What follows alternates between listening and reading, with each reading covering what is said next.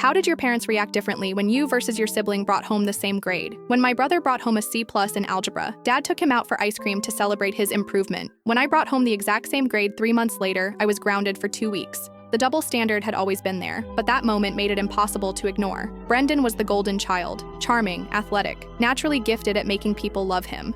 I was the responsible one who never caused problems. Apparently, that made me disposable.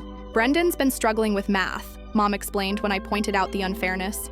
This shows real improvement. What about my 3 years of straight A's? I asked. Dad didn't even look up from his newspaper. We expect more from you. You're capable of better. There it was. Brendan could coast on potential and charm, but I had to be perfect, or I was failing their expectations. The pattern never changed. When Brendan got suspended for starting a fight, they bought him new cleats and hired a tutor. Boys will be boys, Dad said with a chuckle. When I forgot one assignment and got my first B+, they took my phone for a month. Brendan's college acceptance with a 2.8 GPA earned a celebration dinner at the expensive steakhouse. My full academic scholarship to 3 prestigious universities got a distracted, "We always knew you'd do well." Senior year, during parent-teacher conferences, Brendan had been failing 2 classes. Somehow he convinced everyone he was just bored and unchallenged. My turn was next. I'd maintained a 4.0 while taking 5 AP classes and working part-time. "She's very accomplished," my English teacher said, "though she seems overwhelmed lately."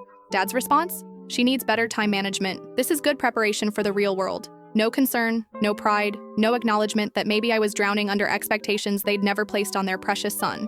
That night, Brendan announced he wasn't going to college after all. He wanted to start a band instead. "College isn't for everyone," Mom said supportively. "Brendan's artistic. He needs time to find his path." The same parents who micromanaged every aspect of my academic life were suddenly champions of following your dreams.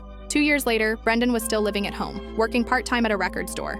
I was halfway through university, working 2 jobs to cover expenses. During winter break, I found his drum set had taken over the garage where I used to study.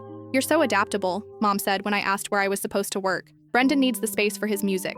That's when I understood. I wasn't valued for my achievements. I was valued for my compliance. Brendan could be mediocre and demanding because he was special. I had to be exceptional and grateful because I was durable. I graduated early, moved across the country, and rarely visit.